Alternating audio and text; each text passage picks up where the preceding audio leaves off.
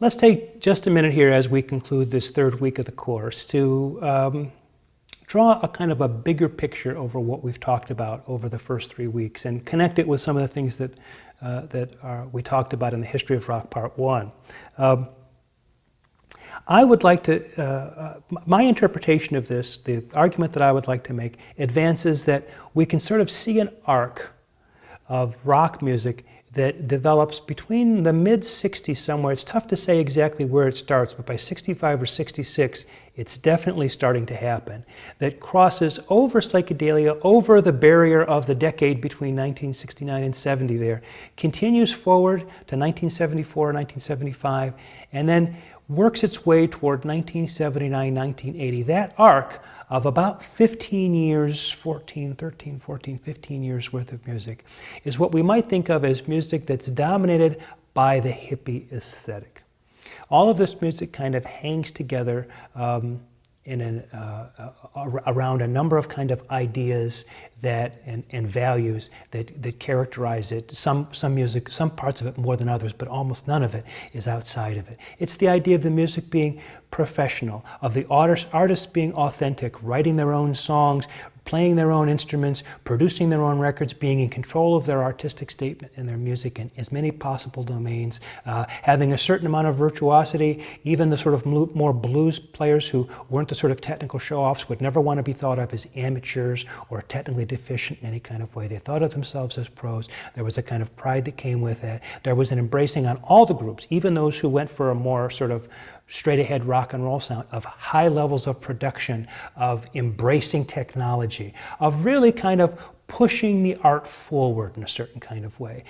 Not spending a lot of time looking back, but sort of working forward. This kind of aesthetic, this element is what pulls all of that music together. And as I say, we can see it happen in the mid-60s, and we can see its decline at the end of the 70s. On the way in, on the mid-60s, it's coming out of a very craft approach and a craft-based approach. And we talked about this in part 1, where the Beatles and a lot of other groups make the transition from craftsman to artist. It's where the artist thing kicks in that we begin to see the beginning of this hippie aesthetic.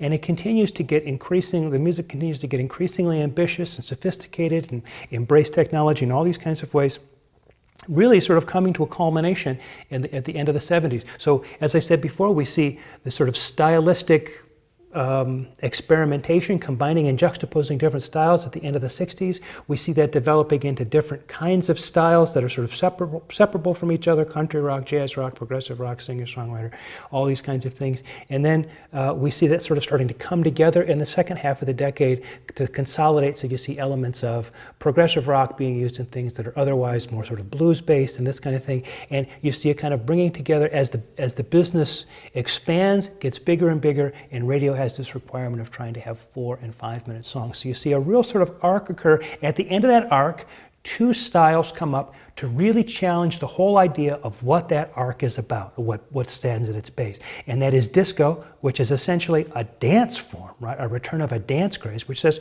who cares about these big issues? Who cares about concept albums? Who cares about professional musicians and their long and boring solos? Let's dance, right? You don't even know who the artist is. It's not even important. We just want to dance. That's what disco does. And in its way, I'm not casting any aspersions on disco. I'm just saying that it was an aggressive attempt to reject the hippie aesthetic. And we've already talked about how it is that these rock fans understood it as that and reacted with hostility. The same thing happens with punk. And punk was so when people first got their first look at the Sex Pistols, they seemed like such amateurs. It seemed like they really just didn't care about being able to play. They didn't care about really doing a first-class performance. They just sort of showed up, and it was just it all seemed so sloppy and amateurish that a lot of rock people just couldn't even take it seriously. But then you get the more refined version of New Wave, which starts to make concessions to rock mentality. When you look at a lot of New Wave, you say that I've said before that they're looking back at the history pre-sort of rock and roll and using that. But they're looking at that music in a way that's entirely conditioned by the musicians themselves having been hippies before they started to do New Wave.